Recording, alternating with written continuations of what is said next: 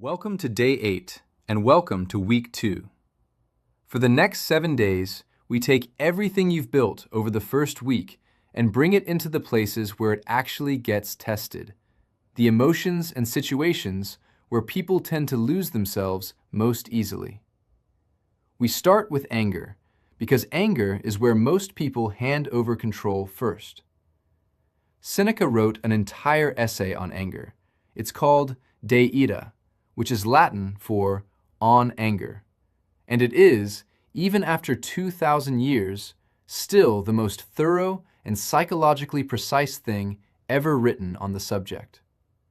What makes it remarkable is not that it tells you anger is bad, because everyone's been told that, and it doesn't help, but that it explains with enormous precision exactly where anger comes from and how it works. Seneca's central argument is this: anger does not begin as a feeling, it begins as a judgment. When you get angry, what happens is not that an event occurs and then you feel something.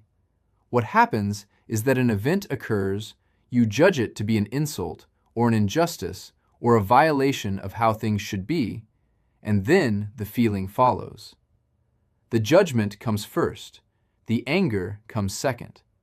And because the judgment belongs to you, it lives in the part of the world you control, the part we talked about on day 1, it can be examined, it can be questioned, and if it turns out not to hold up, it can be changed.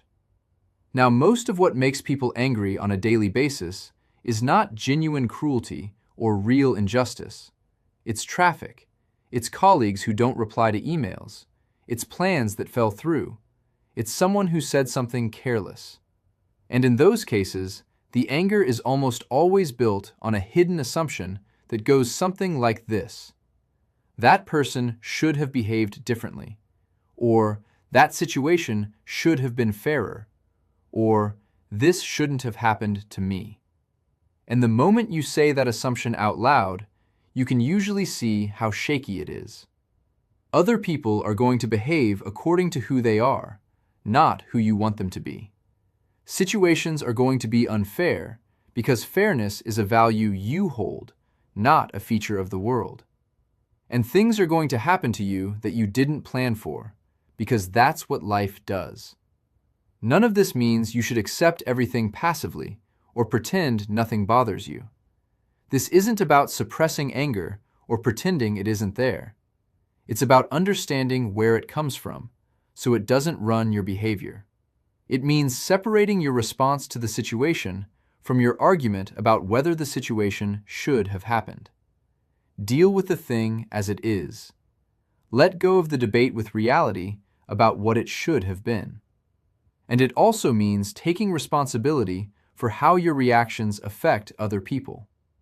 Anger directed downward, at people who can't push back, isn't strength. It's a loss of control. Seneca offers one piece of practical advice that has survived 2,000 years. The greatest remedy for anger is delay. When you feel it rising, wait. Don't act on it immediately.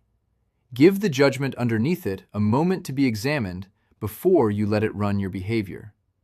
Most anger, given even a short pause, loses its urgency. Because once you look at the assumption it's built on, it usually doesn't hold up as well as it felt like it did.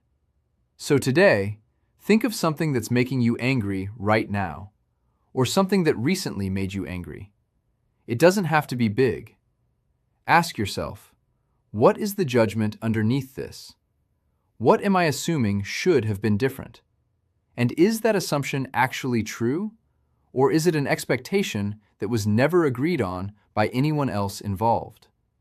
Tonight, read this line from Seneca: "The greatest remedy for anger is delay."